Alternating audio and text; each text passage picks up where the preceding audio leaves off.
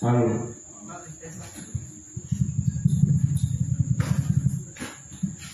Ok, là juste, bonsoir à chacun de vous. Voilà. Je salue aussi ceux qui nous suivent en direct. Bon, on est déjà pris par le temps, hein. Donc rapidement on va prier puis on va commencer l'enseignement. Donc si je vais donner l'occasion à mon responsable Amen. de prier. Nous allons faire la confession de foi. Prions.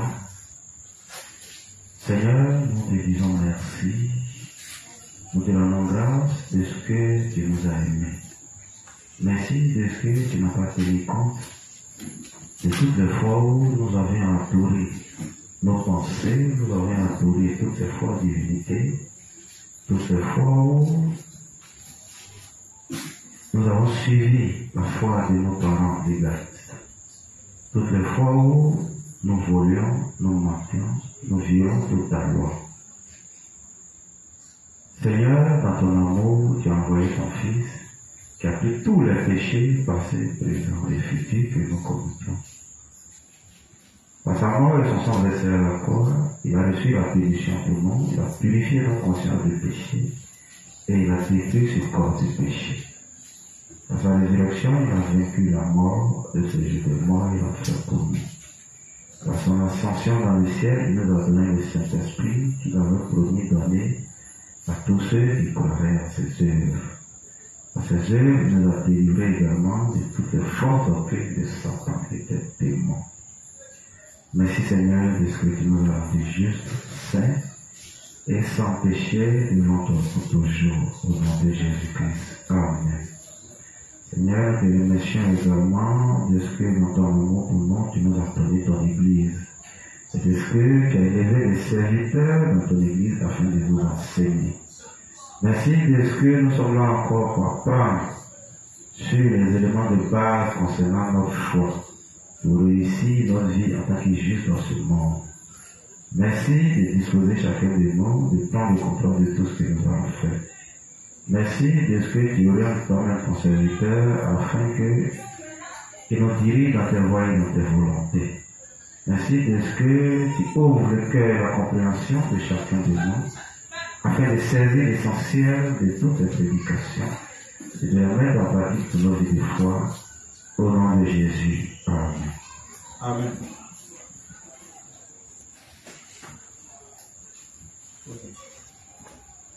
Juste aujourd'hui c'est vendredi, hein. Voilà. Depuis le mardi, on a entamé un nouveau thème qui est le principe de base pour une croissance spirituelle et une vie de foi constante. Amen. Voilà. Et hier, on a terminé le premier point. Parce que parlant des principes de base pour notre croissance spirituelle et une foi constante, on a commencé par étudier d'abord ce qu'est l'Église de Dieu, qui fait aussi partie des principes de base de notre croissance spirituelle. Amen. Voilà. Et on avait dit qu'aujourd'hui, on allait faire un peu le résumé et puis ajouter aussi, voilà, d'autres éléments bibliques pour venir encore nous éclairer sur ce qu'est l'Église de Dieu. Donc, je suppose que chacun a pris la peine au moins de lire sa Bible pour essayer d'apporter encore d'autres éléments. Qui a pu le faire? Qui peut nous donner quelques éléments bibliques pour nous donner encore plus de détails sur ce qu'est l'Église de Dieu? Amen. On a déjà expliqué pourquoi on étudie ce point-là, à savoir ce qu'est l'Église de Dieu, n'est-ce pas? Voilà. On a dit qu'avant de nous unir à l'Église, on doit savoir ce qu'est l'Église de Dieu, pour ne pas qu'on ait à s'unir selon nos propres circonstances. Mais déjà, si on a toutes ces informations, ça va nous aider à nous unir par la foi. Amen. C'est sur la base de la parole de Dieu qu'on doit s'unir à l'Église. On ne doit pas s'unir selon nos propres circonstances. Amen. Donc, il fallait qu'on donne à chacun toutes ces informations.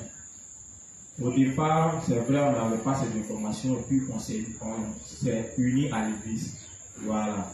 Pour certains, comme nous-mêmes, on a eu jusqu'à grandir, voilà, avant de prendre conscience de cela. Amen. Nous autres, aujourd'hui, ils viennent d'arriver, c'est l'occasion pour eux aussi de savoir ce qu'est l'église, de pouvoir s'unir véritablement. Amen. Voilà. Quand on sait toutes ces choses, ça nous évite beaucoup de désagréments. Parce que Satan sait une chose. Il essaie de nous détacher de l'église, étant conscient de ce qu'est l'église de Dieu. Parce qu'il sait que aussi longtemps que le juste restera attaché à l'église, non seulement lui-même Satan ne pourra rien faire contre ce juste, mais il sait que ce juste-là deviendra tôt ou tard une bombe dans son camp. Donc il s'arrange de sorte à ce qu'il puisse éloigner le juste de ce qu'est l'église de Dieu. Amen.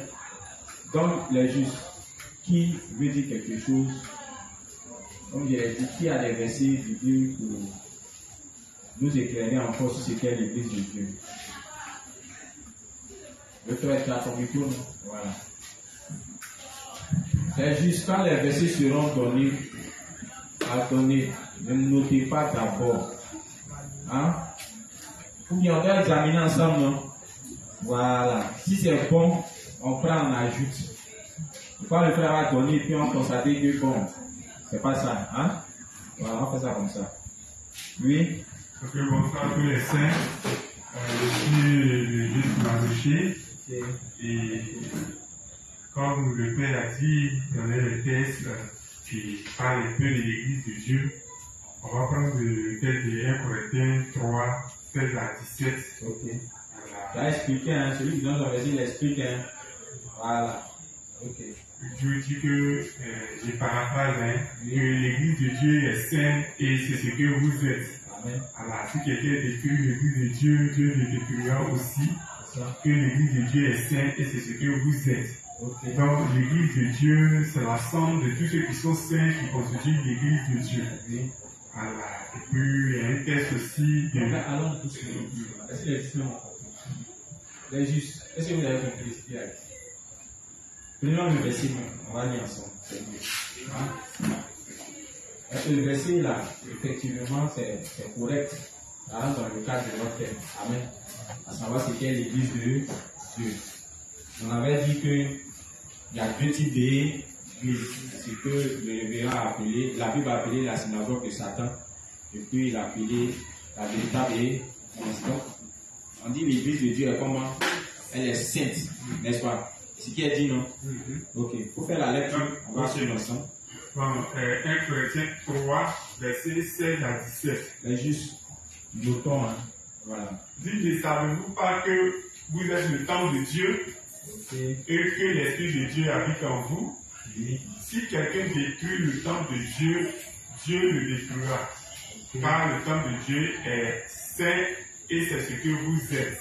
Ok, donc il y a combien d'informations qui ressortent par rapport au point que nous avons étudié? Il y a deux informations. On a dit celui qui s'oppose à l'église, Dieu fait quoi? Dieu le détruit, Dieu le maudit. C'est ce qu'il a dit. Ou bien, Dieu va détruire celui qui fait quoi? Celui qui détruit le temple de Dieu, Dieu va le détruire. Et puis l'autre information qui ressort, c'est que l'église est comment? L'église est sainte. On avait notre Bible pendant longtemps, hein. Mais quand on nous disait qu'il y a des saints, on disait que c'est faux. Alors qu'on dit qu'on appartenait à l'église de Dieu. Amen.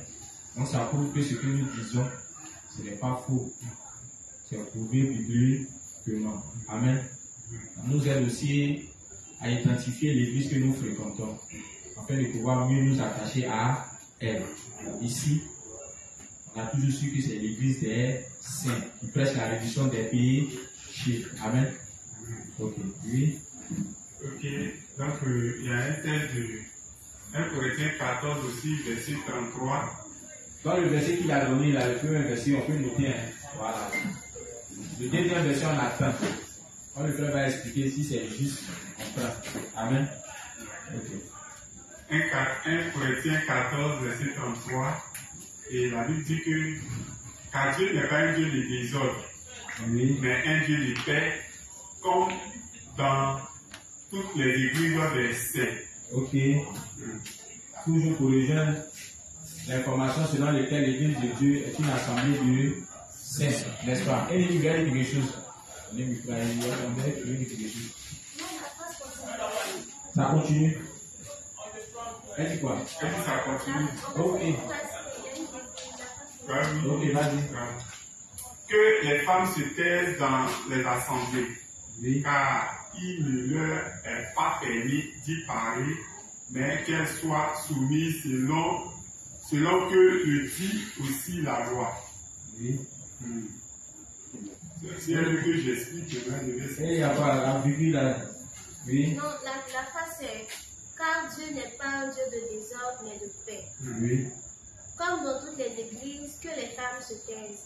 Ah, c'est pas les églises de saints. Non, ici, chez moi, on dit que le dit. C'est ça en fait. C'est juste que la phrase elle continue. Ok. Ah, d'accord.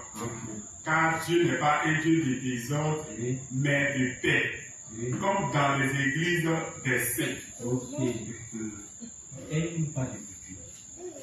C'est pour le fait, c'est ça. Ok, et bien on a compris. On a pensé que tu devais travailler cela aussi à côté d'un autre argument. Voilà, ça va être le même début. Donc, ok, donc on se limite à la sainteté de l'Église. Amen. Donc on peut noter, non? Voilà, on note. Oui, il y a Élie aussi qui veut ajouter un autre. En fait, le texte là, moi je l'ai noté pour parler du fait que Dieu travaille avec l'ordre de l'Église. Ok. En plus de la sainteté. Oui. Parce que après il explique que les plus faibles dans la foi doivent s'asseoir et écouter ceux qui sont plus grands.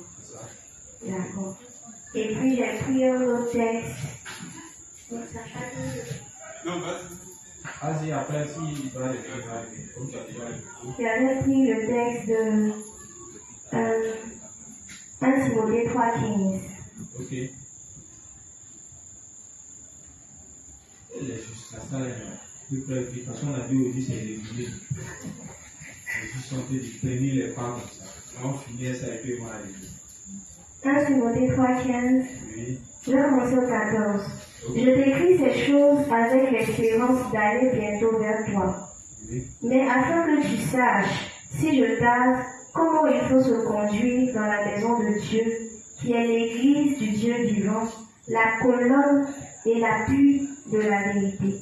Oui. Ici, je comprends que l'église est la maison de Dieu, et en fait, c'est dans l'église qu'on prêche la vérité, et l'église est quelque chose de capital, puisque c'est la colonne Ok. de Christ. Amen. Donc, elle a expliqué ça correctement. Voilà. C'est dans l'église de Dieu que se trouve la véritable parole de Dieu. Amen. Voilà. Et en parlant de colonne, Cité revient à dire quoi? C'est en quelque sorte dans l'église de Dieu que tout se retrouve.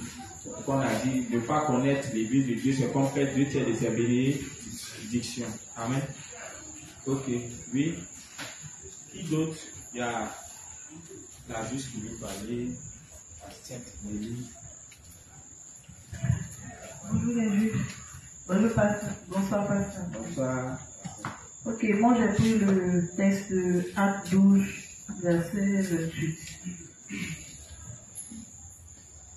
Là, tu as coupé le de quelqu'un, il avait son H. Après, il a oui. Ok, Acte 12, verset 28. Pierre donc était gardé dans la prison. Oui. Et l'église ne cessait d'adresser pour lui des prières Amen. à Dieu. Voilà. Voilà, donc ici déjà on a dit que l'église prend soin de nous. C'est ça. Donc c'est clair que s'il y a eu déjà un ministère d'intercession, c'est pour que nous tous on puisse être assemblés pour pouvoir adresser nos prières à Dieu, pour qu'on sente vraiment Dieu puisse exaucer rapidement comme avant les apôtres le faisaient. Amen. Merci la Sainte. Donc on voit que vous avez noté les justes. Acte combien? 12 verset 6. Acte 12 verset 5. On note ça bien. Qui est en prison? Pierre. Pierre. Et puis l'église faisait quoi? L'église tout ensemble s'est mise à prier pour que Pierre soit délivré. Et qu'est-ce qui s'est passé par la suite? Il a été relâché. Amen. Maintenant, si on n'appartient pas à l'église, comment est-ce qu'on peut bénéficier de cette grâce-là? Donc, ce qui revient à dire que c'est une bénédiction de faire partie de l'église de Dieu. Parce que quand on a un problème dans l'église, ça devient le problème de tous les saints. Imaginez la force de leur prière. On dit ça a permis à Pierre d'être délivré de la prison. Amen. Ok. Oui, reste pour. Oui, bonsoir à tous les saints, bonsoir au pasteur. Moi j'ai pris le texte de 1 Corinthiens 1, verset 2. Ok. Mais je peux commencer déjà par le verset 1. Ok, vas-y. Il dit Paul, appelé à être apôtre de Jésus-Christ, par la volonté de Dieu, et le frère Sostène, Oui, à l'église de Dieu qui est à Corinthe, oui, à ceux qui ont été sanctifiés en Jésus-Christ, oui, appelés à être saints, oui. et à tous ceux qui invoquent en quelque lieu que ce soit le nom de notre Seigneur Jésus-Christ, leur Seigneur et le nôtre. Oui. Donc, ici, je constate et je remarque qu'on parle de tous ceux qui ont été sanctifiés Amen. à travers donc l'évangile de l'eau de l'esprit. Oui. Donc, ils sont appelés donc saints, sont réunis dans le même lieu, donc ça forme l'église de Dieu. Amen. En toujours en parlant des deux sortes d'églises de Dieu. Amen. Voilà. Merci. Reste pour. Il y a Élie qui veut encore parler. Les justes, c'est par pédagogie, il est demandé à chacun de donner un verset. Voilà. C'est vrai que le révérend a donné un peu plus de détails sur c'était l'église. Amen.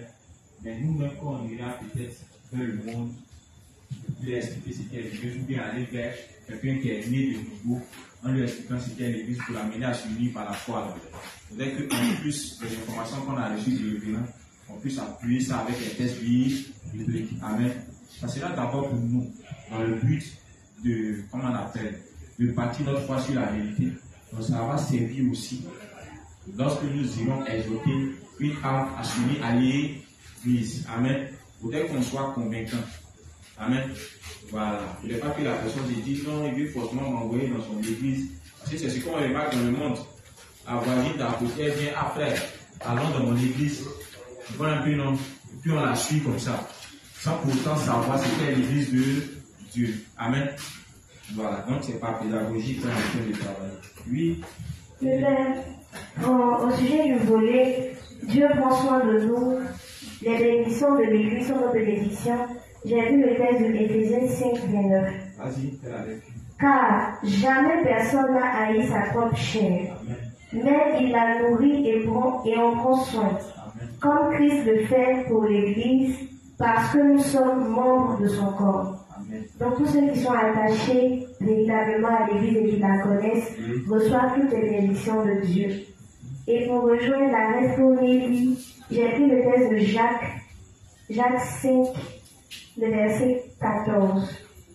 Jacques 5. Mais avant de continuer, on dit Jésus prend soin de l'Église comme son propre corps. À quel moyen?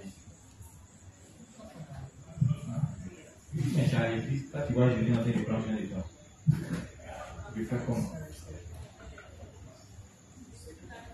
Oui. Mais on a déjà fait ça. Hein. On a fait pour vous aider. Donc, On dit Jésus-Christ, non, je suis d'accord avec ce que tu as dit. Hein. En fait, c'est pour encore plus nous éclairer sur le verset. En fait, c'est pour répondre. Ok, vas-y. Donc, Jésus-Christ prend soin de l'Église en commençant par bâtir notre foi, en nous instruisant pour notre croissance spirituelle, en nous soutenant dans tous les domaines quand nous sommes malades, tant spirituellement que physiquement, car l'Église est notre famille, en nous enseignant sur l'alimentation et la santé, en nous montrant les combinaisons pour être bénis. Oui, j'ai compris. Et ce que vous voulez dire, c'est quoi? L'Église prend soin de nous, c'est vrai. Et Christ prend soin de nous au travers de qui? Au travers de ses serviteurs, tu vois un peu, non? Voilà, et nos prédécesseurs dans la foi. Tout ce qu'ils font, en fait, c'est Christ qui le fait au travers d'eux. Amen. Voilà, c'est pourquoi dans d'autres principes, on va nous dire que Dieu parle d'abord à ses serviteurs, et c'est par ses serviteurs qu'il travaille dans l'assemblée. Quand Dieu veut parler à une assemblée, il passe forcément par son serviteur. C'est pourquoi quand on va lire les textes de l'Apocalypse, comme on appelle, l'ange qui s'adresse aux différentes églises, on voit que c'est aux serviteurs qui s'adresse en voulant parler à toute l'assemblée. Amen. Donc c'est comme ça que Christ fonctionne. C'est pourquoi vous allez remarquer que tout ce que les dévanciers font, c'est par nous. Amen. C'est Christ qui agit au travers d'eux. Amen. Oui. Non, le dernier texte que j'ai trouvé, c'était Jacques 5, 14. Oui. Oui, Jacques 5, 14. Jacques 5, verset 14 dit: quelqu'un parmi vous est-il malade, qu'il appelle les anciens de l'Église, et que les anciens prient pour lui en loyant d'huile au nom du Seigneur. Là, j'ai vu que quand nous sommes malades, ce sont effectivement les pères dans la foi que nous appelons quand nous avons un problème, et c'est par, comme tu as dit, c'est par eux que Dieu passe pour prendre soin de nous. C'est encore l'Église, même quand on est malade, c'est encore l'Église qui prend soin de nous. Amen. Ok. Merci. Oui. Bon, le dernier texte que j'ai trouvé, c'est dans le livre d'Éphésiens 5, 23, 24. Dans l'Ancien Testament, il n'y a pas écrit dehors. Peut-être qu'on a lu les histoires, mais on ne sait pas que c'est en rapport avec ce qu'est l'Église de Dieu. Amen. Oui. Car le mari est le chef de la femme, comme Christ est aussi le chef de l'Église qui est son corps et dont il est le sauveur. Or, de même que l'Église est soumise à Christ, les femmes aussi doivent l'être à leur mari en toutes choses. Donc ici, nous qui sommes l'Église de Dieu, nous devons être soumis aussi à aux serviteurs de Dieu qui sont les maris, de l'Église. Voilà. Tout ce que l'Église nous enseigne, nous qui sommes l'Église de Dieu, nous devons être soumis. Voilà. Toutes les instructions que l'Église nous enseigne, nous devons nous mettre en fait de bien. C'est un Corinthiens combien? C'est Éphésiens. En parlant de la soumission, voilà. Ici, ce qui est chose, c'est peut-être si ça doit peut-être être en rapport avec ce qu'est l'Église, on voit un peu comment l'Église fonctionne ici, au sujet de l'ordre que, comment on appelle, Dieu établi dans son Église. Et généralement, beaucoup ne comprennent pas comment l'Église fonctionne. Souvent, on demande au nouveau-né de ne pas faire des fonds seul, de le faire assister avec un dévancier. Et au moment où on va, nous demande de nous taire, puis de laisser le dévancier parler. Amen. Puisque c'est lui qui est un peu avancé dans la foi. Mais beaucoup ne comprennent pas pourquoi il est là. Bon, le dévancier en train de tuer, mais puis lui, on lui demande de ne pas parler, de rester muet. Non, mais tu es une femme.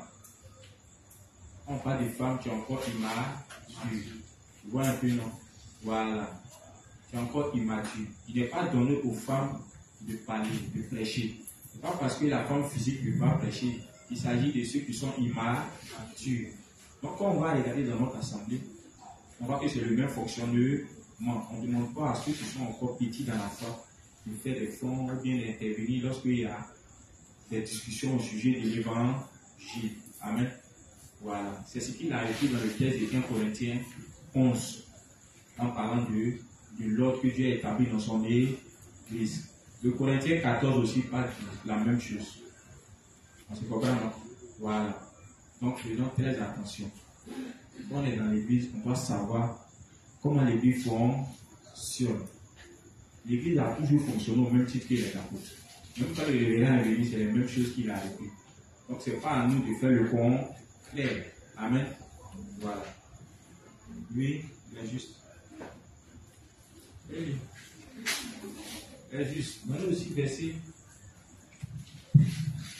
Ok, si vous pouvez donner que ça peut aider aussi nos frères et sœurs à prendre note et puis à comprendre notre thème, c'est aussi bénissant.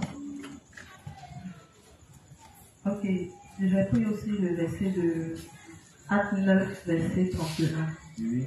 L'Église était en paix dans toute la Judée, la Galilée et la Samarie, s'édifiant et marchant dans la crainte du Seigneur, et elle s'accroissait avec l'assistance du Saint-Esprit. Voilà, ici, moi j'ai compris déjà que ça fait partie des caractéristiques d'une église. Oui. Voilà, vu qu'on avait déjà parlé ici de deux types d'églises, la synagogue de Satan et puis l'église des justes. Oui. Voilà, donc une église qui est déjà assistée par le Saint-Esprit, voilà, est déjà attestée par Dieu. Donc je voulais souligner ce fait-là. Ok. Merci. Est-ce que tu voulais parler? C'était le verset. Oui, je voulais. Vas-y, Resto. Parce qu'on a les principes. Il faut qu'on ait aussi des versets pour voilà, associer à ça. Bon, là, je suis allé un peu dans Ézéchiel. Reste pour aller maintenant dans Ok, vas-y, reste. Bon, si c'est pour parler un peu de la société, comment on a reçu l'évangile et comment on est devenu saint. Dans Ézéchiel 16. Bon, il peut commencer à parler du verset 1. Oui. Voilà. Il dit que la parole de l'Éternel me fut adressée en ces mots. Fils de l'homme, fais connaître à Jérusalem ses abominations. Tu diras ainsi par le Seigneur, l'Éternel à Jérusalem. Par ton origine et ta naissance, tu es du pays de Canaan. Ton père était un Amoréen et ta mère une Étienne. À ta naissance, au jour où tu naquis, ton nombril n'avait pas été coupé, tu n'as pas été lavé dans l'eau pour être purifié. Tu n'as pas été frotté avec du sel, tu n'as pas été enveloppé dans des langes. Nul n'a porté sur toi un regard de pitié, pour te faire une seule de ces choses, car par compassion pour toi, mais tu as été jeté dans le champ, le jour de ta naissance, parce qu'on avait horreur de toi. Je passais près de toi, je t'aperçus baigné dans ton sang, et je te dis, viens, vis dans ton sang. Je te dis, vis dans ton sang. Je t'ai multiplié par 10 milliers, comme les herbes des champs, et tu pris de l'accroissement, tu grandis, tu deviens une beauté parfaite, des seins se formèrent, ta chevelure se développa, mais tu étais nu, entièrement nu. Je passais près de toi, je te regardais, et voici, ton temps était là, le temps des amours. Je tendis sur toi le pan de ma robe, je couvris ta nudité, et je jurai fidélité, je fis alliance avec toi, dit le Seigneur l'Éternel, et tu fus à moi. Je te lavai dans l'eau, je fis disparaître le sang qui était sur toi, et je t'oignis de l'huile. Je te donnai des vêtements brodés, et une chaussure de potin en bleu, et te ceignis de fin lin, et je te couvris de soie. Bon, je vais m'arrêter là. D'abord, il présente l'état de tout un chacun de nous en tant que pécheurs au début des premiers versets. Puis, par la suite, il nous montre comment il nous a donné le salut à travers donc, le peuple d'Israël qui donc conduit l'assemblée des justes. Donc, nous aussi, étant des juifs spirituels, il nous montre comment est-ce que nous sommes nés de nouveau de l'esprit. Donc, étant assemblés, ayant reçu donc l'évangile de l'esprit, nous conduisons aussi l'assemblée des justes, donc des saints. Amen. C'est ce passage. Merci. Oui.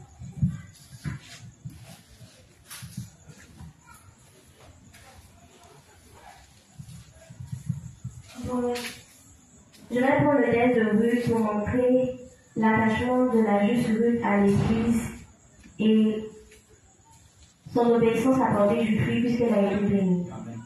Donc, je ne vais pas donner tout le texte. Tu peux paraphraser.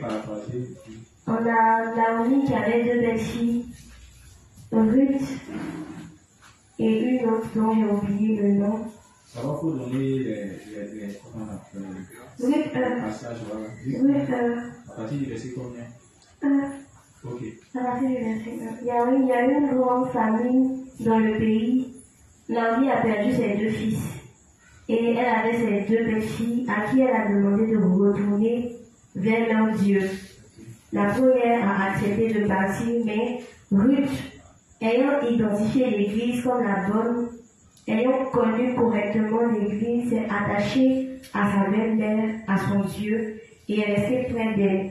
Et par cela, Dieu l'a trouvé un autre mari, puisqu'ils sont revenus dans leur pays initial, et Ruth a finalement eu un autre mari qui l'a épousé. Donc la leçon, c'est que quand on reste attaché à l'Église, l'ayant identifié, on a toutes les bénédictions du Seigneur. Amen. Ok. Il y a aussi l'image du tabernacle, non? Oui, juste. Non, vous n'avez pas pensé à ça aussi. Il y a l'image du tabernacle qui est là. Et en parlant du tabernacle, On dit que c'est un lieu qui est comment? Qui est saint. Et le tabernacle était constitué de plusieurs piliers qui étaient rattachés les unes les autres.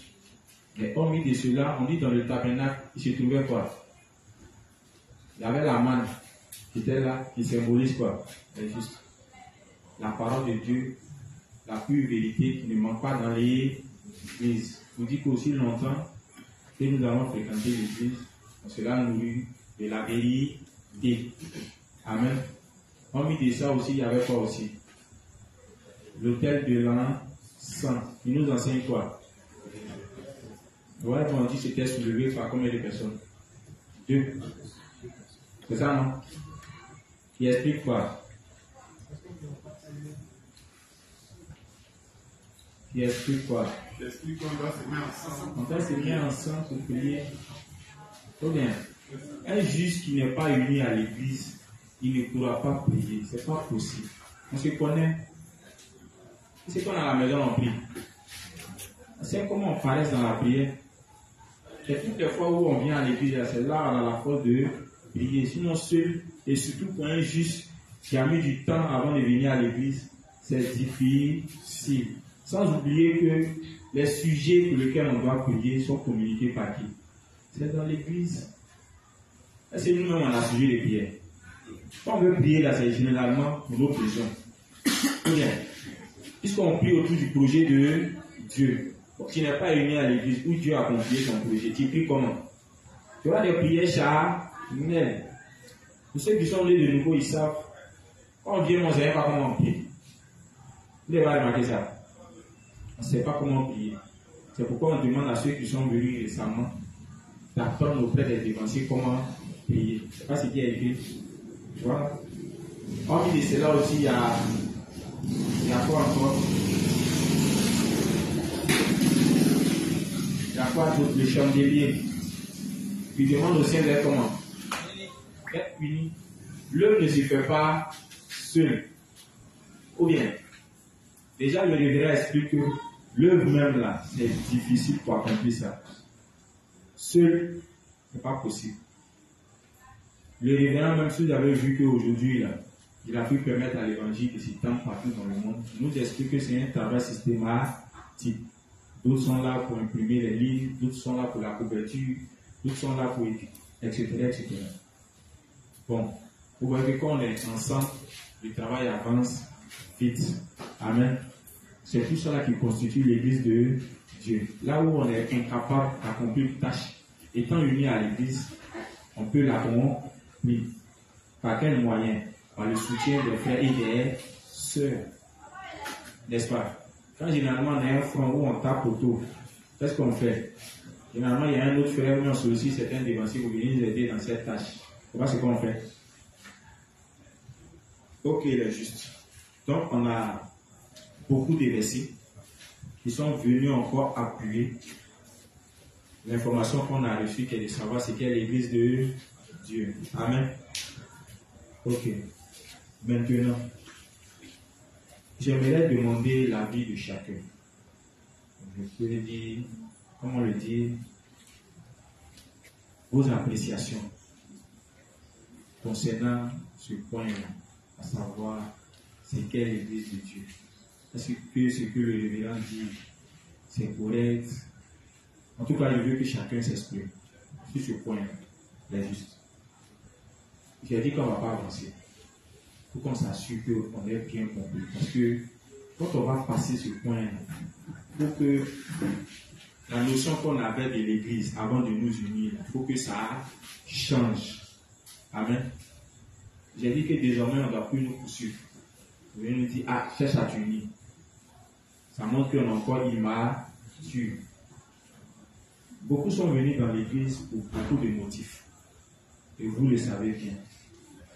Moi, je n'ai pas honte de l'église. Quand moi, j'étais venu dans l'église, je ne savais même pas ce qu'est l'église. Et puis quand je suis né de nouveau, franchement, je me suis dit que c'est maintenant le problème va finir. Parce qu'au moins, ici, dans la vérité, c'est que maintenant, les prières seront exaucées. Et quand je suis venu, franchement, ce n'était pas pour les raisons qui ont été évoquées par le révérend.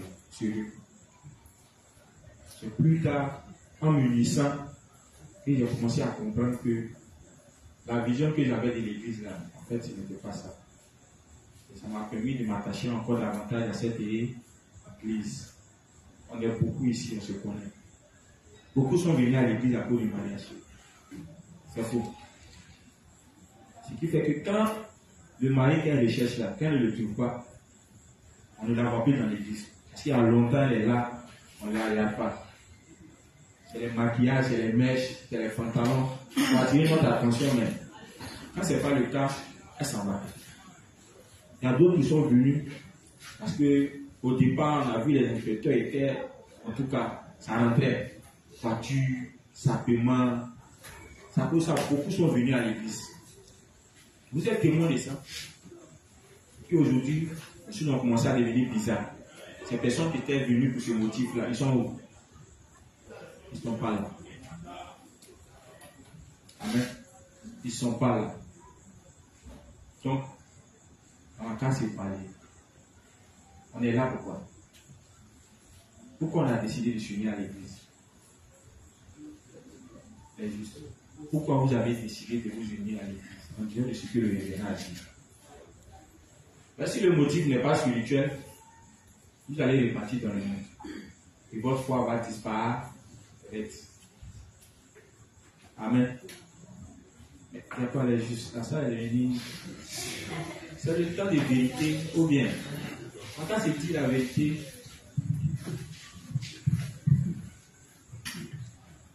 oui. Bonsoir les saints. Bonsoir les justes. Bon, moi, à mon niveau, il faut dire dans un premier temps que avant même de naître de nouveau, j'étais dans une église légaliste. Voilà. Donc là-bas, on a été, même disons, j'ai été formé pour prêcher, aussi évangéliser. Voilà. Mais ce que j'ai pu remarquer moi à mon niveau, c'est que dans tout ce que je prêchais, c'est comme si moi-même je disais les choses qui me concernaient moi-même en ce qui concerne le péché.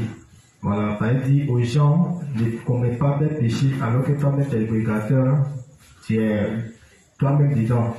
Voilà, donc ça ne me rassurait pas. Et puis en même temps avec la conscience aussi qui me grondait. Et puis quand même je me retrouvais même dehors en train de prêcher, disant aux gens de fuir le péché, faire toutes ces choses. Il y a aussi ma conscience qui me disait à moi-même et toi. Donc, je voyais par là que ce dans quoi j'étais n'était pas correct. Parce que même les versets bibliques que je prenais même pour prêcher, je disais ce qui m'arrangeait, ou bien je cherchais au moins dans la Bible, c'est que au moins je peux être un exemple dedans pour prêcher. Là, au moins, c'est ça que je dis ça, je sais que je suis pas dedans. Voilà. Mais avec le temps, j'ai vu que c'était pas ça. Donc, il a commencé à chercher donc la vérité par le moyen de la Bible. Donc je lisais les versets bibliques pour voir qu'est-ce que ceux de la Bible faisaient et puis tu étais tout le temps d'accord avec eux. Comme on peut prendre le cas de David, malgré tout ce qu'il faisait, le Dieu s'annonce dans son cœur, d'Abraham, tout cela, mais qu'est-ce qu'ils ont fait qui n'est pas que nous autres nous faisons actuellement. Mais je voulais plutôt dire quels étaient les exemples au fait. Mais j'ai vu que tout ce que je disais dans la vie, ça me ramenait à la loi.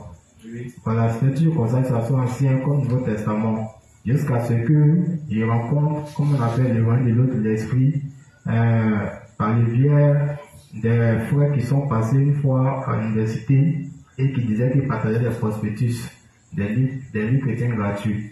Donc c'est comme ça que je suis rentré en contact avec l'un d'eux et c'est comme ça que j'ai reçu le livre blanc de la part du responsable Léon. Donc quand j'ai pris le livre et que j'ai commencé à lire, j'ai constaté qu'il y a un point sur lequel les révérends mettaient beaucoup d'accent qui était le baptême de Jésus. Or, dans le légalisme, on nous enseignait que c'était pour donner un exemple que Jésus s'est fait baptiser. Donc, quand je vois dans le livre que le baptême de Jésus est une figure de salut, ça a beaucoup attiré mon attention. Donc, j'étais porté par la curiosité de découvrir en quoi est-ce que le baptême de Jésus pourrait être un moyen qui nous sauve. Et c'est au fur et à mesure que j'ai compris qu'effectivement, de l'autre côté là-bas, on nous avait menti. Voilà, tout ce qu'on avait entendu, on avait cru que le monde a prêché là, c'était faux.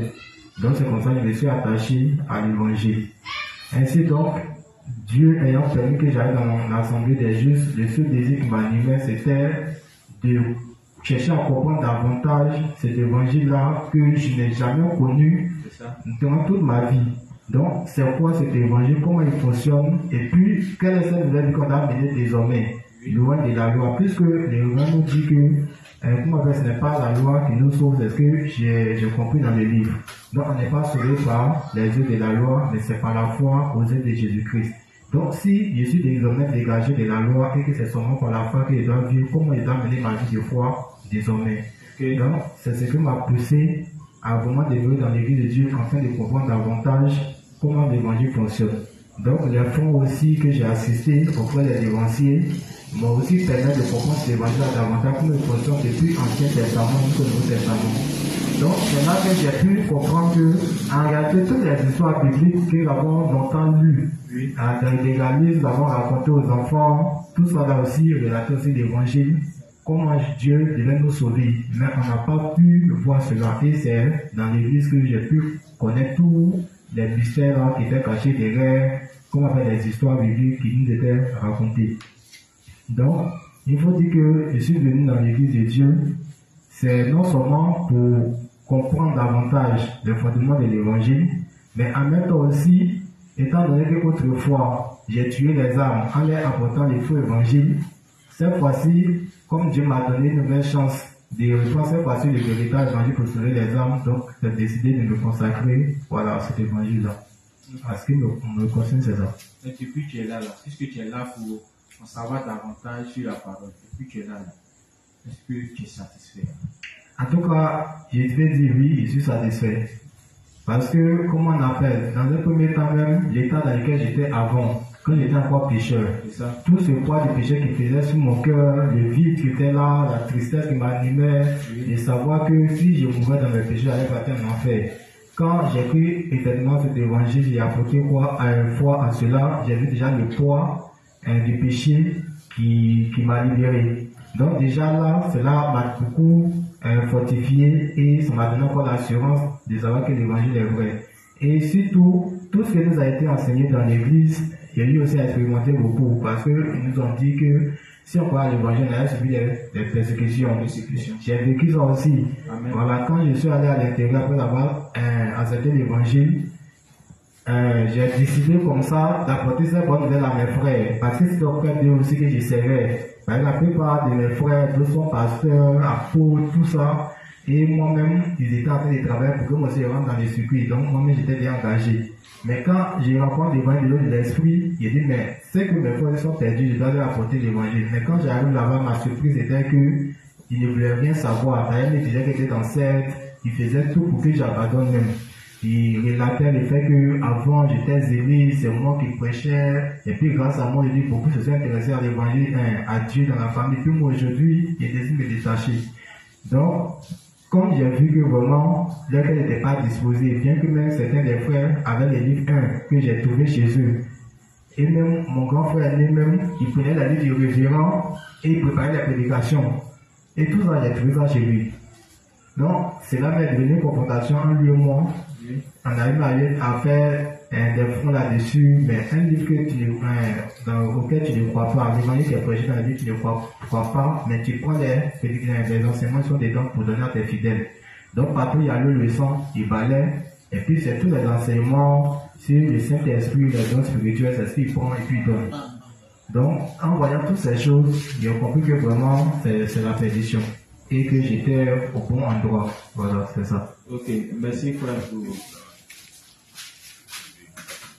Si d'autres, c'est juste, vous êtes là, qu'est-ce que vous avez dit? Qu'est-ce qui fait que vous êtes encore là? Dites-nous. Oui. Allô? Bonjour à l'Assemblée des Justes. Bonsoir. Moi, c'est Fernand le Juste. Il faut dire que avant que je ne sois dans la justice de Dieu, j'étais à l'église catholique. Et moi, ma volonté, c'était de prêcher l'évangile comme Pierre. C'était ce qui était dans ma tête. Parce que quand il lisait la Bible, c'est lui qu'il y avait besoin. Vu que Jésus-Christ a accompli l'église, et moi-même, en âme et conscience, il savait que Jésus-Christ était Dieu.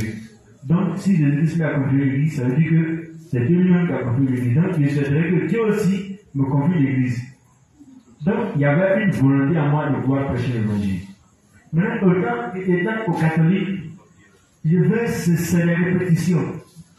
Ah, Marie. Donc, c'est les répétitions, ça m'embrouillait. Je voyais qu'il n'y avait rien de ce qu'il cherchait les gens. Donc, il y a fait 2 ans après, je suis sorti.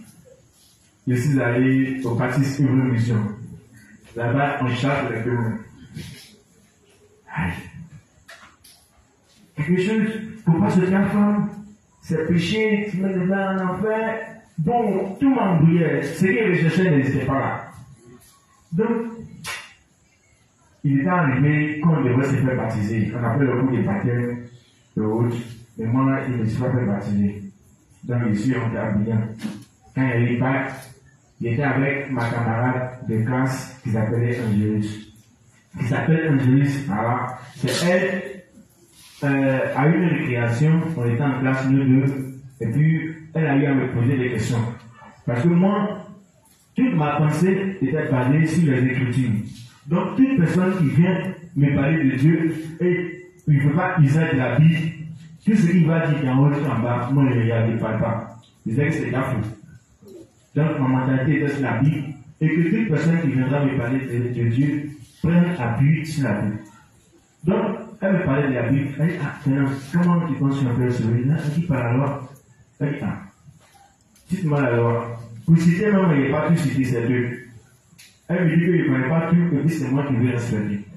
Elle dit, ah, donc, bon, moi, je sais qu'il y a oublié la loi. Maintenant, elle a commencé à me citer les commandements. Elle dit que tu as ça et du oui. Tu as ça et du oui. Mais elle a cité un où on dit qu'au nord, son père est avait, et puis au niveau de ramasser l'argent au haut. Donc il dit, ça, vrai, c'est pas trop chic, c'était que je suis dedans. Maintenant, elle a parlé, voyant dans ma tête qu'il était condamné. Il me voyait comme déjà mort, parce que Dieu dit, moi je me parlais si la loi peut être sauvée. Or, voilà qu'elle me dit que la loi condamne. Donc, sur le champ là, j'étais comme mort.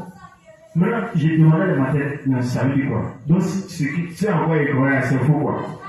Donc, je suis revenu à moi, je dis que non, c'est comment alors? Comment on le sauve? Comment on dit à quelqu'un? Il y a qu'une fois comme ça, donc, dans ce cas-là, comment on le sauve? Donc, elle m'a fait sortir le texte de Éphésiens 2, avec le verset 8. Quand elle a lu ça net là, ah mais non, il a tout compris. Donc, mon mentalité a changé un coup. Donc, du coup, il y a tout ce qu'il y a en arrière, fait zéro. Donc, il était dans le fond, quoi. Aïe, aïe, aïe. Il a commencé à crier dans la salle. Elle me dit, mais pas de problème, il y a seulement moi seul. Ouais, pourquoi on doit décharger? Il était né de nouveau. Maintenant, voilà qu'il est né de nouveau. Et puis, je voulais pencher l'évangile. Elle me voyait parler aux gens. À mes camarades, moi qui venais de recevoir l'évangile. Mais elle me parlait, me faisait entendre. Tu as dit quoi? C'est vrai que ma vie, c'est la même chose. C'est pas que ça. Donc, il parlait, mais ça ne prenait pas de fruits. Donc, et puis il y a pas aussi des forces. Elle appelait, faut tenir la foi. La foi, c'est nourrir. On nourrit la foi plus se faire. Donc, il entendait. Il est venu, il faisait des programmes, un mois, une fois à l'église, un mois, une fois à l'église, c'est ce qu'il faisait. L'autre fois, Chine, après, je suis fatigué, donc je suis resté dans mon camp là-bas. Maintenant, il y avait Pousse, c'est la Pousse qui a fait que je suis parti comment dirais-je, à l'université de Cocody. Maintenant, étant là-bas, la première bourse qui est prise, la deuxième bourse, il devait prendre comme inscrit. Maintenant, c'est dans la première bourse là, il a perdu la bourse. Quand il a perdu la bourse, il me dit, ah, c'est pas ce qu'il dit, ça dit que de venir là. Et c'est pas Dieu qui a fait ça. Automatiquement, il a tout laissé, et puis il a commencé à venir. À vélo, mais ça n'est pas trop ça, un temps. Ensuite, je suis venu à Cocody, à Sikoji. Il a commencé à venir. Et voilà qu'on parle des principes. Voilà, les principes. Mais Dieu là, est-ce que principe. Bon, il essaye de choses. Si vraiment Dieu est dedans, Parce qu'il y a toujours mes prières. Si vraiment Dieu est dedans, ce qu'il va vouloir faire, ça n'a pas marché. Mais si Dieu est dedans, ce qu'il va vouloir faire, ça a marché. Parce que c'est Dieu qui m'a créé. Et si quelqu'un, il est difficile à être conduit. Voilà. Il est difficile à être conduit. Donc, quand il dit quelque chose et que moi, il ne voit pas que c'est écrit, tout ce que tu dis à moi, il va à côté. Je suis dans ça. Donc, c'est dans ça, il a été un peu avec le responsable. Au départ, ça allait. Voilà, plusieurs ce qu'il me disait, il acceptait. Maintenant, à un moment donné, il a vu que, étant dans mes propres pensées, rien n'avançait. Donc, il a commencé à me ressaisir. Et puis, il a commencé à fouiller un peu dans la Bible. Et puis, j'ai fouillé un peu dans le livre de Jérusalem. Et puis, il a dit, ça, là, c'est Dieu lui-même. Pas ça, c'est Dieu lui-même. Si c'est qu'il est frère, ça ne marche pas. Et puis, je me dis, je vois que c'est vrai, c'est réalise là. C'est qui c'est Dieu. Donc, c'est pourquoi ces 2 temps-là, là, j'ai mis ma propre pensée de côté, puisque ma volonté est de prêcher l'évangile. Donc, il a mis mes propres pensées de côté, et puis, il a commencé à comprendre maintenant ce que les dévancés disent. Ouais, voyant les défauts de la chair, ils disent que non, Dieu, Dieu ne veut pas dire c'est dans les jeux comme ça. Alors que c'est vrai, ce que Dieu disait, ça me disait par eux. Donc maintenant, j'ai commencé à comprendre que ce qu'il disait, venait de Dieu. Donc maintenant, je suis tout clairement, point par point, ce qu'ils me disent. Voilà, je ne suis même pas là pour vérifier. Ils essaient, ça sort, ça tombe dans mes oreilles, les pas. Voilà. Donc, c'est dans ça, je suis là maintenant, et je suis venu à l'église, parce que je vois que ce qui est dit dans l'église est vrai, et c'est ce qui sauve du péché. Voilà. Moi, ma volonté, c'est de sauver les gens du péché, pour que eux tous puissent aller au paradis. Voilà. Si c'est pas ça, ils ne seraient pas ici. C'est un peu ce que je voulais dire. Merci.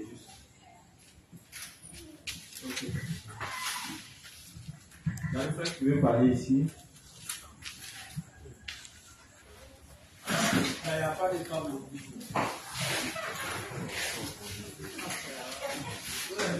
Les justes en honte. Bonsoir les juges. Je suis le juge Martial. Bon, tel que le Père a dit, qu'est-ce que nous envoyait véritablement à l'église? Bon, de là, je vais rendre un petit témoignage, puisque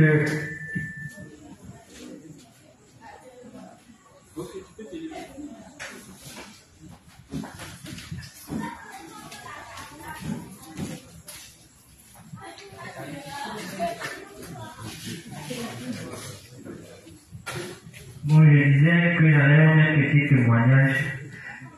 Bon, moi, de toute ma vie, parlant de l'église, je n'avais aucune notion de l'église. Puisque la France, à l'âge de 7 ans, j'ai commencé à gérer le magasin de mon père. Donc, disons, je peux gérer le magasin de lundi au dimanche. C'est rare que je vais à l'église. Mais bizarrement, mon papa, mes 2 parents sont catholiques. Donc, j'étais catholique. Il y a mon père une fois qui m'a dit que lui, il va à l'église catholique, mais il y a un jour, à ce qu'il a découragé, c'est que quand une personne meurt, la personne ne va pas à l'église, mais la famille va payer de l'argent pour enterrer la personne. Que ça, il a vu l'église, il voit l'église comme un business que lui, il ne va plus à l'église depuis ce jour. Donc c'est là, moi, il partait à l'église par occasion, en fait. Jusqu'en seconde, bon, bizarrement, je me sentais un peu vide, plus que les dimanches, et je devais forcément aller à l'église avec les frères, tout. Et j'ai suivi un frère qui m'a envoyé dans une église, et arrivé, il m'a dit qu'il allait me poser les mains, pour que je puisse parler en langue, en fait. Donc, il a fait plusieurs fois, il n'a pas pu parler en langue. Et que je suis interrogé, mais comment c'est fait que ceux-là, ils arrivent à parler en langue que moi, je n'arrive pas à parler en langue. Donc, depuis ce jour, il n'y a plus même à l'église. Il y a une fois encore, il y a un pasteur qui est venu à l'église, en terminale, et il me disait de jeûner en fait que j'ai mon examen. Or, maintenant, c'est que moi, je suis un grand bouffeur. Donc, il dit, si c'est envoyé Martial pour jeûner, pour qu'il ait son examen, ça a fait un poteau. Donc le lendemain, le pasteur n'est plus venu, on a plus suivi le pasteur aussi, donc moi c'est resté, je suis resté à la maison. Et quand bon, il y a eu l'examen, et je suis venu chez mon oncle, l'inspecteur Romial. Et c'est là, j'ai croisé la juge Prisca, elle parlait de justice. Il y a une dame qui dit, un juge qui dit, que toi-même qui es juge, tu connais ce qu'on appelle la justice. Moi je dirais quand tu fais là, c'est qui disent quoi. Après des juges, quand elle est arrivée, il a pris le livre 1. Bon, il a lu le livre, il n'a pas compris, et un jour, je suis décidé de venir à l'église. Et c'est là que l'union a commencé à venir un peu. Mais, moi, personnellement, j'avais l'idée de chercher l'argent. Donc, à chaque moment, quand je sortais, c'était aller chercher l'argent. Malgré qu'il venait à l'église. Moi, il y a 5 ans, durant, je crois, 2 ans. Même, le pasteur Julie, c'est lui qui m'avait prêché l'évangile. À chaque fois qu'il me voit, il dit, tu vas où il y a mon sang photo. Même mon oncle, quand il m'appelait, à chaque moment, les samedis, c'était un moment de déjeuner sur mon argent. L'argent, il est ça, il ne fait rien avec. 2 semaines, elle est finie. Et quand un jour, je suis allé, ça fait un gros poteau. Disons, il y a eu un parleur, tout le monde savait que il y a aussi l'évangile, cette n'était pas véritablement uni, donc ça me fatiguait. Et un jour, il m'a dit, faut t'organiser, t'as venu à l'église. Il m'a dit ça après que 22 heures par là. Je suis resté à la maison, ça a 2 heures qu'il est dormi. Et après, j'ai envoyé un message pour dire, le père est à la maison. Depuis ce jour-là, j'ai commencé à venir un peu à l'église. Et le service de propriété, même si le jusqu'à qui m'appelait souvent les dimanches, les samedis, mes programmes, il était toujours avec lui. Et quand un jour, le soir, moi aussi, il m'a appelé et ils ont commencé à me faire former un peu dans le matériel. Mais je vous dis que les samedis, les dimanches, quand il est fini, il partait chaque fois les frais. On va en maquille, on se dit, le jour vient. Donc, depuis qu'il a commencé à rester là, faire mes tranchements, et prendre des petites notes, vous savez que moi, ça me fait du bien. Même quand il arrive que je n'ai rien, mais sans en fait, le vide n'est pas en moi. Je suis toujours fier de ce que je suis. Et je veux dire aujourd'hui, quand une personne me parle, que la personne comprend la Bible, je peux le comprendre à travers la Bible. Donc tout ce que les gars disent, je vois que c'est faux, je suis carrément différent. Même s'il arrive que la des fois, je n'arrive pas à répondre directement, mais je sais que c'est faux. Et je demande souvent aux responsables, et surtout quand ils me disent, mais ça, l'inspecteur a fait ça, tel jour, mon cœur m'a mourir. Donc depuis ce jour-là, j'étais vraiment égaré. Donc il arrive que je viens aujourd'hui, bon, aujourd'hui par pasteur Clark, j'ai compris qu'est véritablement l'église de Dieu et tout ce que l'église nous apprend, il faudrait qu'on prenne ça au sérieux. C'était ça. Ok, amen. Oui, il y a Florence qui veut parler.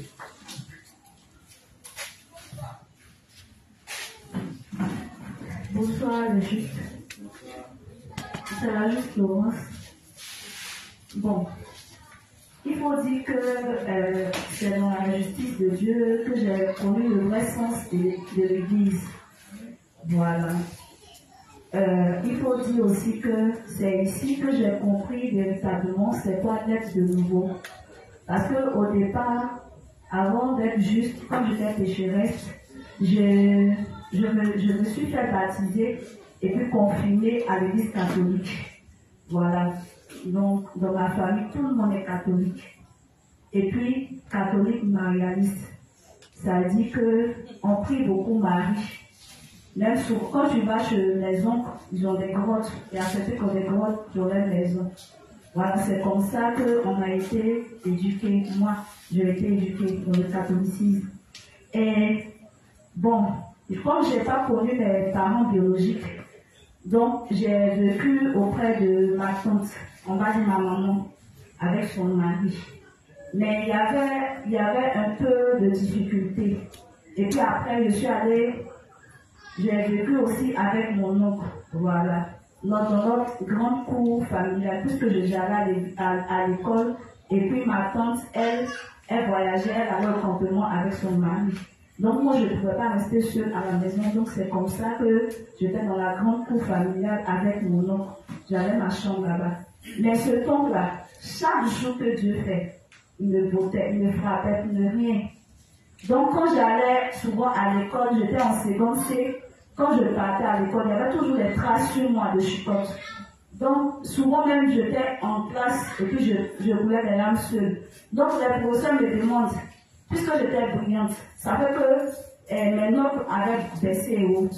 Donc, les professeurs me demandaient qu'est-ce qui se passe. Je ne voulais pas parler. Et puis, un jour, j'ai parlé. Ils m'ont dit, mais bon, ce ton-là, est-ce que tu ne vas pas aller à la police pour aller, comment on appelle ça, expliquer? Parce que tu ne veux pas aller à amis, ils vont te trouver bizarre. Donc, c'est comme ça, après, il y avait cette blessure intérieure là parce que je le détestais. Donc, après, quand j'ai eu le bac, ma mère en question, avec son mari, ils m'ont fait asseoir et ils m'ont dit que j'ai eu le bac. Ils m'ont dit, non, que si je veux faire l'université, eux n'ont plus d'argent pour moi, que mon grand frère m'aide ou que je me débrouille autrement. Donc j'ai dit, ok, j'ai compris, puisque je priais le Dieu, je priais, comme on appelle ça, Marie, et puis je priais Dieu. Donc j'ai commencé à prier et après on m'a orienté à l'université. Et c'est quand je suis arrivée à l'université, bon, j'étais vivant à moi-même. Mon grand frère a permis que je reste dans une famille à Blocos. C'est là-bas que je partais. Voilà, de là-bas, je partais à l'école, à l'université. Et c'est comme ça, la première année, j'ai commencé à faire les cours à domicile et j'ai payé moi-même les cours. Première année, deuxième année, c'est moi qui ai payé les cours. Donc, j'avais une certaine rancune en moi. J'ai commencé à haïr, voilà, ma famille. Je disais en moi que ceux-là, en tout cas, je vais faire tout pour réussir, pour travailler. Quand je vais travailler là, je ne vais même pas, comment on appelle ça même, je ne vais même pas les regarder, même la première année s'arrêter de moi pour dire que dans mon temps, je vais les insulter. C'est comme ça, un peu. Bon, j'étais remplie de ma propre justice. Et c'est comme ça, Dieu a permis que je croise la responsable Chloé. Et quand je l'ai croisée, elle m'a, comment on appelle ça, un peu, on est devenus des amis en fait.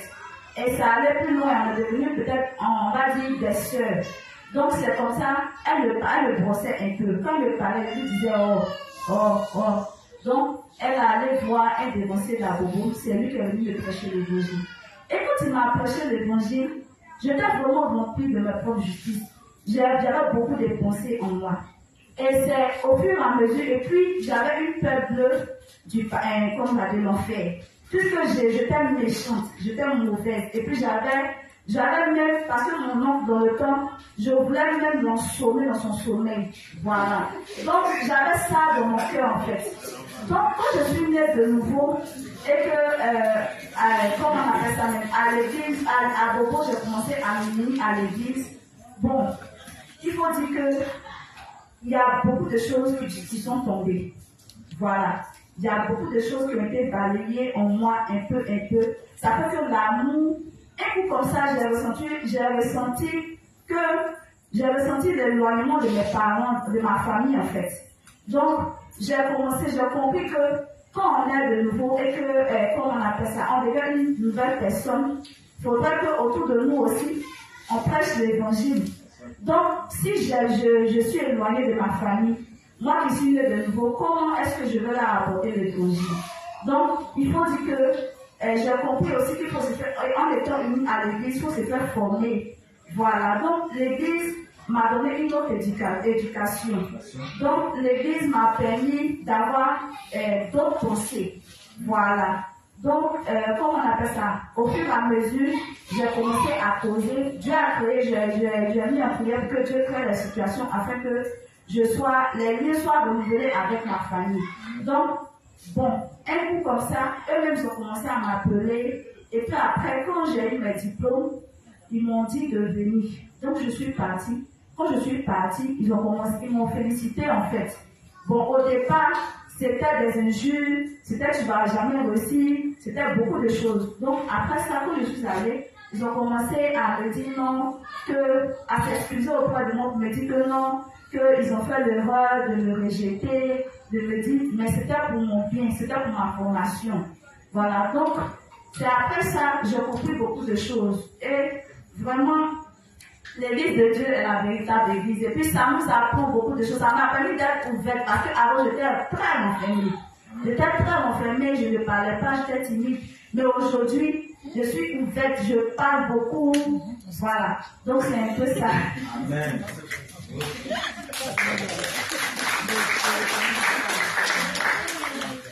Oui,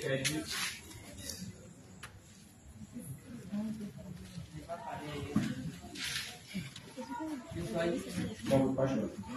Moi, j'ai fait des façons de le faire. Parce que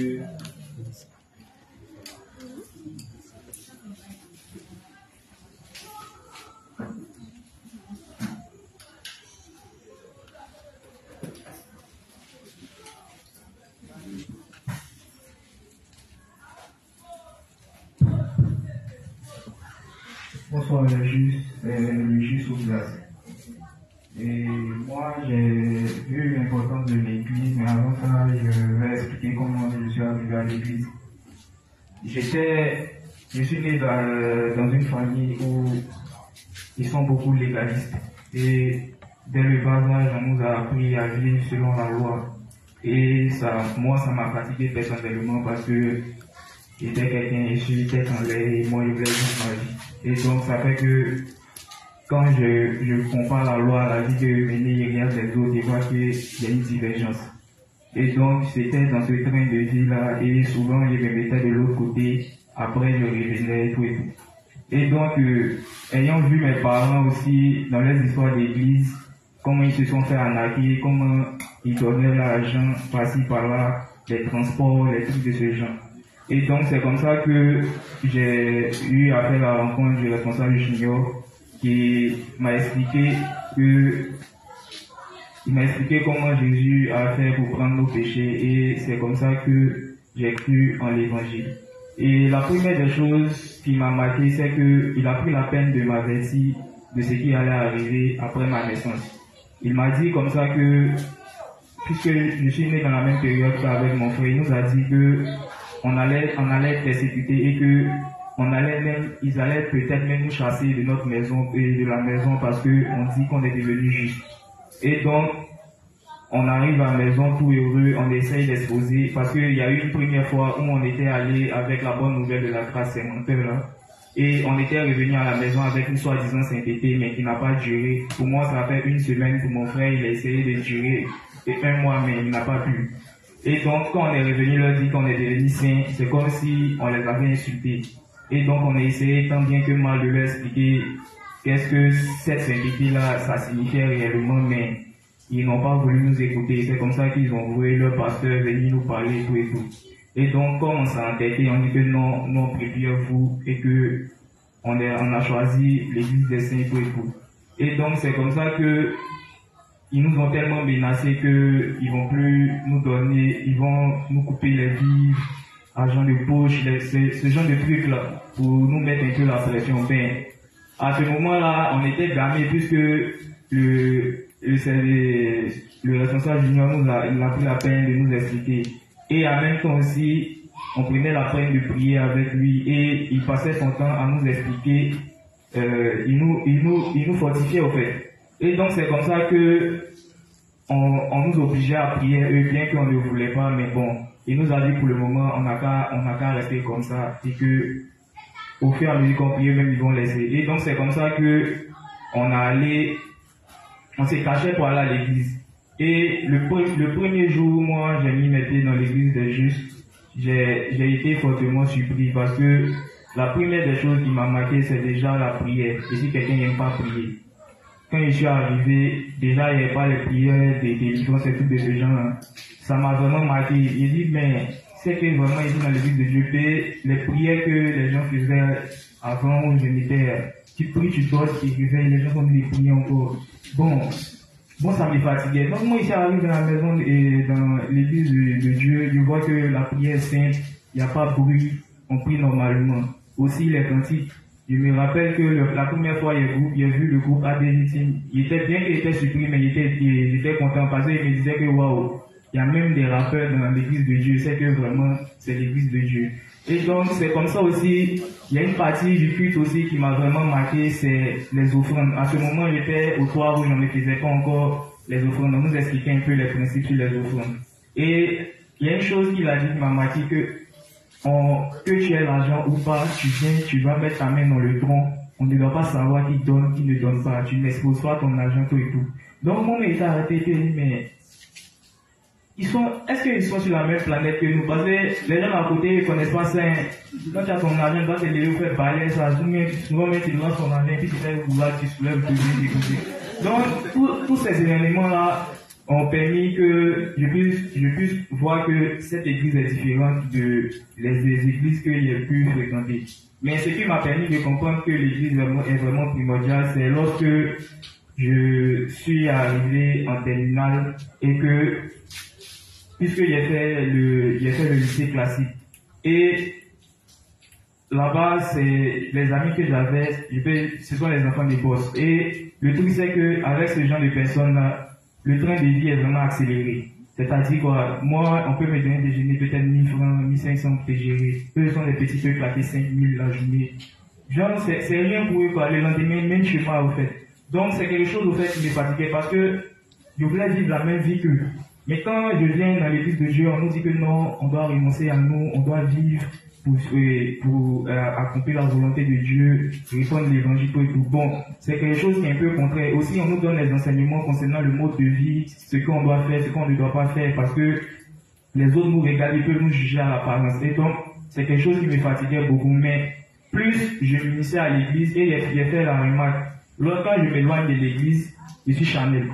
Il fait que, en tout cas, je vivais pour la chair. Et lorsque je décide de m'unir, je suis concentré dans les choses de Dieu. Et donc, ce petit passage-là m'a permis de comprendre que vraiment l'église était importante et que ça permettait aux justes de canaliser les pulsions dans la chair et aussi de pouvoir toujours garder la tête fixée sur l'œuvre. Donc, c'est un peu ça. Amen. Merci. Ok, les justes, on va passer à la phase des questions maintenant. Voilà. Ceux qui ont des questions concernant le thème. On a étudié, on a vu certains principes. Voilà, il y a des questions. Hier, il y avait une question du responsable Amos. Voilà. Il a dit comme ça en parlant de juste qui vient de naître. Ouais. Il a encore mature, il n'a même pas encore passé son deuxième jour. Ok. Et on avait parlé d'identifier le serviteur. Puisque dans le principe, il était dit de savoir avec qui se mettre pour travailler. Voilà. Donc il a posé la question de savoir, pour quelqu'un qui est né fraîchement de nouveau, comment il arrive à savoir que son dévancier est quelqu'un qui marche dans la volonté de Dieu ou pas. Voilà. Comme on le dit là, c'est bénissant d'avoir l'église de Dieu. Hier, de parler en français terre à terre, de là à là, l'inspecteur était là. L'inspecteur m'a donné la question. Il dit quoi? Je vous donne sa réponse tout court. Il dit comme ça que quand tu nais de nouveau, voilà, celui qui t'a permis de naître de nouveau, si tu as apprécié l'évangile de l'eau et de l'esprit, c'est déjà un avantage. Tu peux t'unir à lui. Mais ce qu'on nous rappelle dans l'église, c'est qu'on doit mettre un temps pour se faire former. Voilà. Donc, si tu es né de nouveau par son canal, au fur et à mesure que tu vas étudier la parole, que tu vas commencer à grandir, et que tu vas constater que tous ses faits et gestes, tout ce qu'il fait, tout ce qu'il entreprend, quand tu vas constater que c'est contraire aux volontés de Dieu, c'est en cela que tu sauras que cet aîné-là, il ne recherche pas la volonté de Dieu. À ce moment, tu peux faire quoi? Tu peux te retirer de lui. Amen. Donc, pour le nouveau-né, tu peux ne pas savoir au départ. Au fur et à mesure qu'il va grandir spirituellement, ayant la connaissance des Écritures et des volontés de Dieu, tu peux discerner si le dévancier est quelqu'un qui recherche les volontés de Dieu ou pas. Parce que quand le dévancier fera quelque chose qui est contraire aux volontés de Dieu, il s'approchera pour dire, mais dévancier. La Bible dit que ça, on ne fait pas, mais comment ça se fait-il que toi, tu le fais? Et si c'est quelqu'un qui recherche réellement les volontés de Dieu dans sa vie, il finira tôt ou tard par se séparer. Amen. Voilà. Par contre, il y a d'autres catégories aussi, c'est des personnes qui sont déjà avancées dans la connaissance. Lui, quand il arrive quelque part, automatiquement, il peut savoir si le dévancier est quelqu'un qui recherche les volontés de Dieu ou pas. C'est plus facile pour lui. Donc, là, on parlait du contexte de quelqu'un qui est né de nouveau. Voici le moyen par lequel il peut reconnaître son devancier.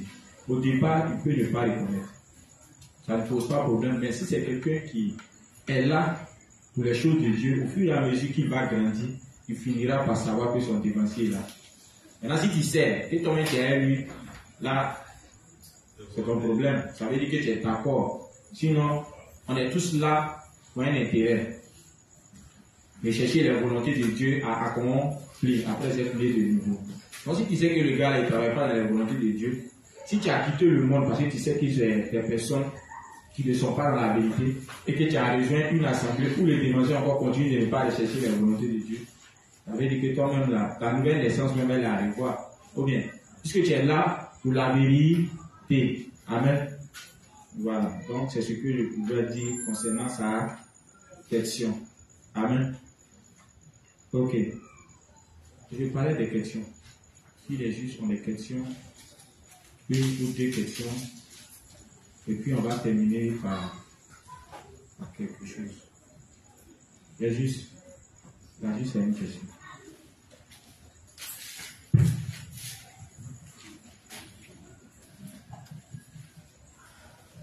Bonsoir, les saints.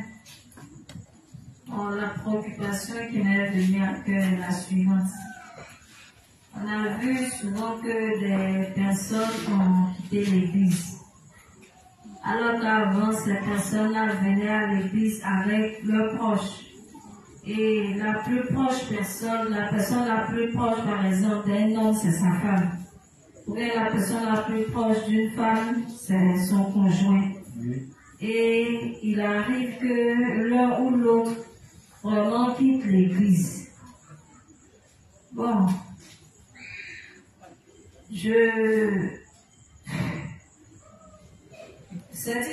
ma préoccupation, c'est de savoir comment est-ce que la personne qui n'a pas quitté, puisque les deux savaient qu'ils étaient dans le vrai, il y a un qui s'en va et c'est pas toujours facile. Je me demande comment est-ce que celui qui est resté peut se sentir et quelle attitude il doit avoir. Merci, la justice. Le but du mariage, là, en lisant le cahier de principe, c'est de s'unir non seulement pour le salut des âmes, mais aussi pour veiller sur les uns et les autres. Et à ce niveau même, j'aimerais interpeller chacun, que ce soit femme comme garçon.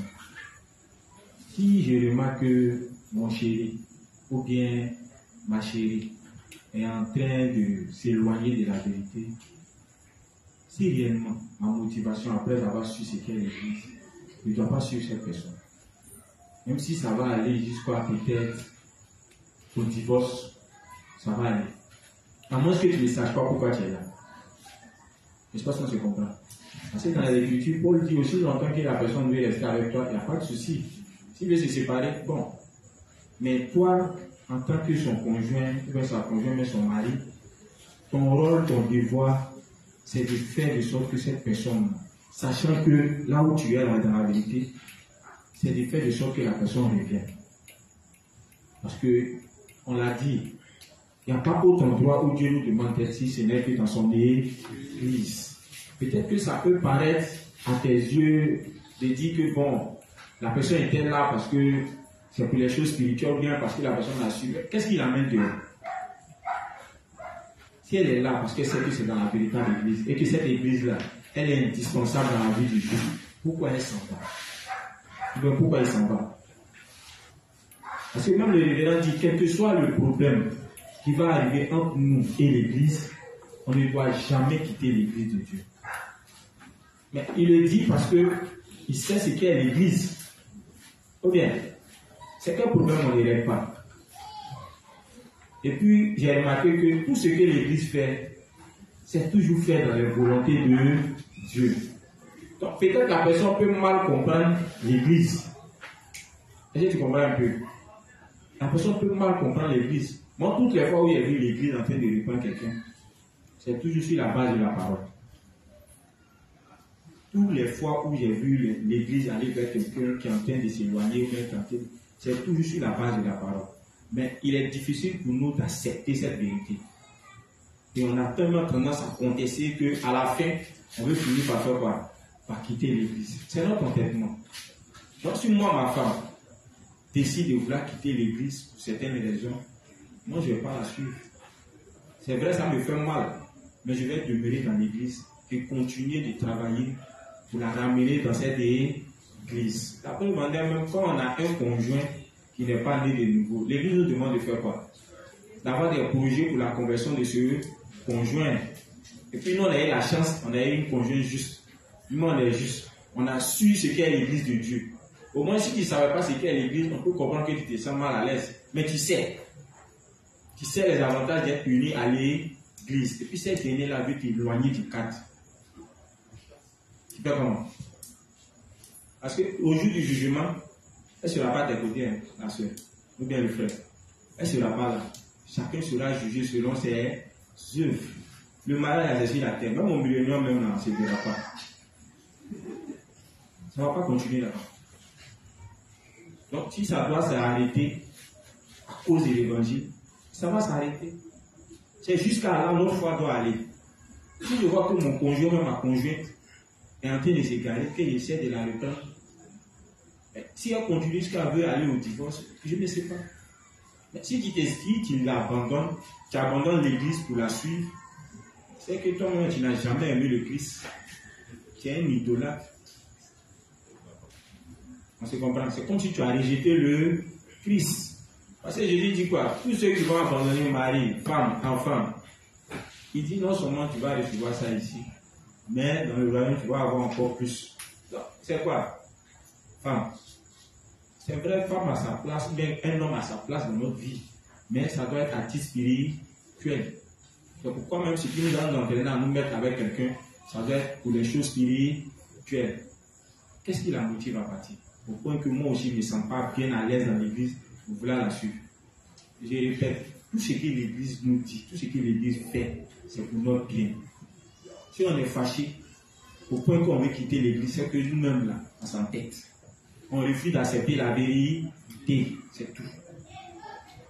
On se comprend? Ok. J'ai répondu à ta question. Merci. Ok. Il y a des questions, les justes. Les justes, on a étudié ce qu'est l'église. Et le but, c'est pour pouvoir mieux nous unir à cette église par le moyen de la foi. Il faudrait que notre décision de nous unir à l'église, ce soit fait sur la base de la parole. Il faudrait qu'on sache d'abord ce qu'est cette église-là, afin de pouvoir nous unir à elle. Sinon, vous avez vu un peu, au travers de sa question, qu'il y a des choses qui peuvent nous amener à quitter l'église. Si ça doit être pour garçons, si ça doit être pour femmes, alors que Dieu nous dit, mais ne pas connaître l'église, c'est faire Dieu tient des bénédictions, et quand on donne l'église, mais on ne peut pas être béni. Ça montre qu'on a encore bien compris. Donc il y a beaucoup de bénédictions, non seulement à savoir ce qu'est l'église, mais à nous unir véritablement à elle. Amen. Il va arriver des circonstances où on va vouloir quitter l'église. Et aujourd'hui, Satan joue beaucoup au niveau des prédécesseurs. On voit beaucoup de démentiels aujourd'hui s'élever, dire non, je quitte l'église. Je suis étonné. Comment toi, un démentiel, dire que tu vas quitter l'église?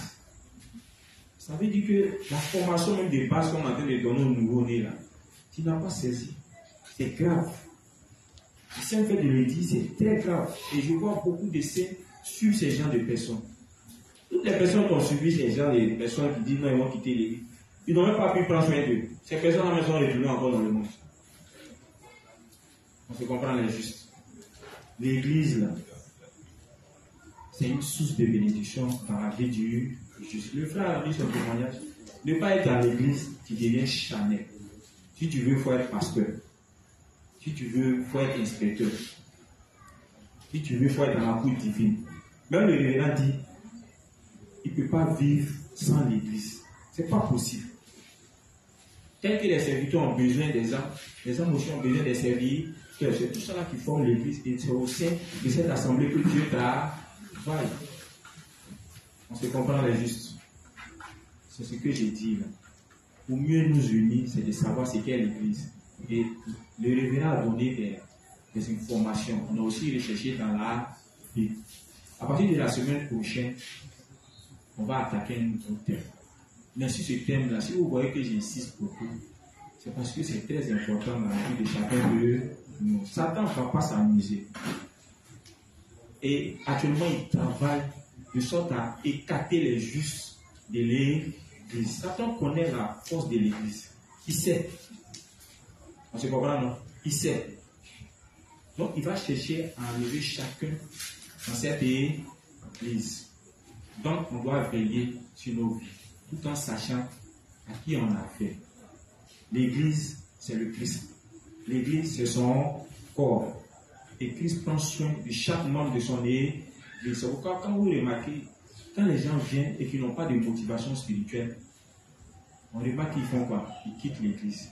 Pour ceux qui partent, le révérend nous explique que ce n'est pas à cause d'autre chose. C'est Dieu lui-même qui les sépare. Dieu travaille dans son Église. Il nettoie sans cesse. Et si vous remarquez qu'aujourd'hui, ce thème est sorti, c'est parce qu'il y a un problème à ce niveau. Oui. L'inspecteur l'a dit, ça vient par saison. On a étudié beaucoup de cas. Pourquoi aujourd'hui on nous parle de savoir ce qu'est l'Église? C'est parce que beaucoup de foi sont affectées à cause du fait qu'ils sont ignorants de ce qu'est l'Église de Dieu. Donc on doit être éveillé et faire très attention. Amen. Ok. Et il est déjà 21h. Je vais appeler le responsable du réunion et il va nous édifier. Juste, on va terminer par le cantique du groupe BTS qui est l'Église est notre mère. Vous toujours méditer encore sur ce thème. Pépé vient d'arriver ici. Ah ouais, c'est vrai. Amen, amen. Amen. Ok, donc on va chanter ensemble. Le pasteur Clark. Pépé, t'es déjà même assis. Donc, tu as fait comment? C'était pas prévu, il était avec le comme il est ici.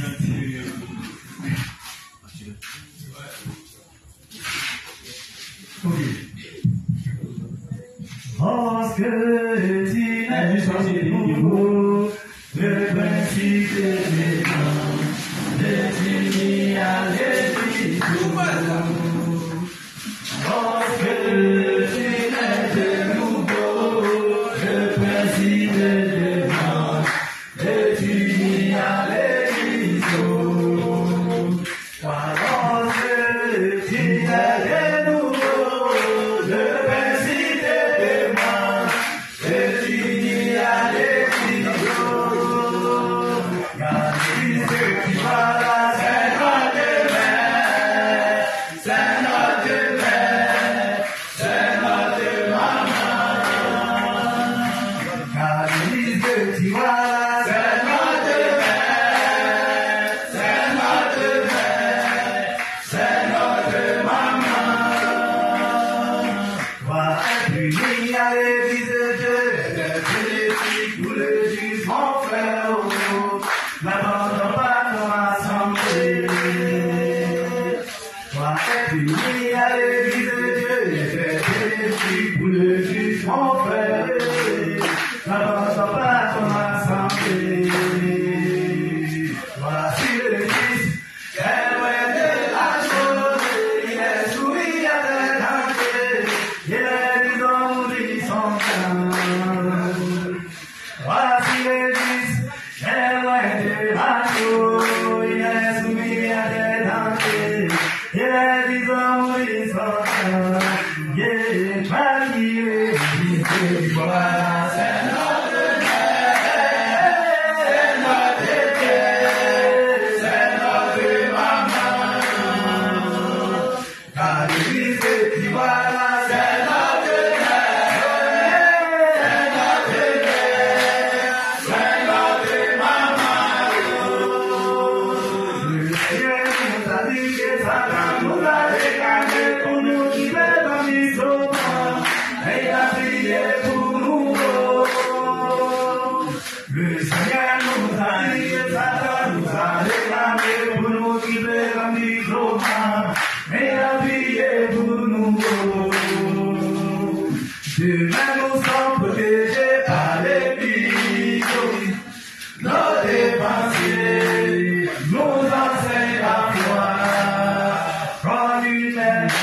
nous éduque, nous conseille, nous montre comment éviter les pièges de Satan. Défense sous les vies, tu vois là, c'est notre mère, c'est notre mère, c'est notre maman. Car tu vois là, c'est notre mère, c'est notre mère, c'est notre maman. Si ton frère c'est nous, demandons la foi du respect pour nos dévanciers, pour nos dirigeants. Assemblée, il n'y a pas de grisonnés, il n'y a pas de vidéo. Nous serons tous égarés. Dieu qu'on a l'église, tu vois là, c'est notre mère, c'est notre mère, c'est notre maman. Maman, il y a l'église, tu vois là, c'est notre mère, c'est notre mère, c'est notre maman.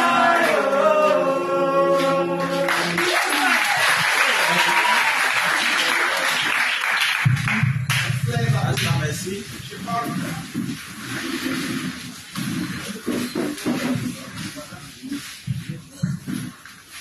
Ok, les justes. Merci encore au pasteur de l'Union. Nous avons édifié avec ce beau cantique qui est en rapport avec notre thème. Les justes, on a terminé pour la semaine, plutôt pour le thème qui est de savoir ce qu'est l'Église. Ça fait partie des éléments de base, voilà, de notre croissance spirituelle et pour une fois constante. Aussi longtemps que on gardera ces informations dans notre cœur, on restera toujours attaché, toujours fidèle, toujours uni à l'église de Dieu. Amen. La semaine prochaine, on va étudier ce que c'est que s'unir à l'église. Voilà. On vient de savoir ce qu'est l'église, non, pour pouvoir nous unir. Mais en parlant de s'unir, c'est quoi? Il faut qu'on sache. Je vais vraiment donner les différentes manières de s'unir à l'église, les avantages et les inconvénients. Il faut qu'on sache aussi pourquoi il est important pour chacun de nous unir. Amen. Ok, donc je vais demander aux responsables de l'aventure terminer avec la prière. Amen. Nous allons remercier Dieu pour son assistance, pour le bon déroulement de notre culte de ce soir et lui recommander le reste du temps. Prions. Seigneur, nous te disons merci de ce que tu as été avec nous. Merci pour tous ces témoignages, pour toutes ces paroles qui ont été libérées. Merci pour tous les enfants ici présents qui ont ouvert leur cœur à comprendre et à accepter toutes ces paroles qui ont été libérées, car cela fortifie la foi des uns et des autres. Seigneur, nous te disons merci de ce que tu nous as donné toute cette semaine de comprendre, de connaître et de reconnaître ce que c'est que l'Église. Merci Seigneur de ce que tu nous as amené à comprendre et à accepter que notre vie dépend de notre union à cette Église. Merci de ce que tu nous donnes la force de toujours fixer nos pensées sur ton œuvre, de toujours demeurer dans l'Église pour ne pas perdre les 2/3 des bénédictions qui nous sont données. Merci de ce que tu disposes toujours des serviteurs à donner leur corps, leur argent et leur temps pour pouvoir nous conduire dans tes principes et dans tes volontés. Merci de ce que tu nous donnes de le porter dans nos cœurs, de ne pas regarder à leur faiblesse charnelle, mais plutôt à leur foi, au sacrifice qu'ils font pour notre vie, tant spirituelle que charnelle. Merci de l'accompagner chacun de nous. Merci de ce que tu nous donnes de ruminer, d'être toujours dans la parole, afin de ne pas mourir au nom de Jésus. Amen.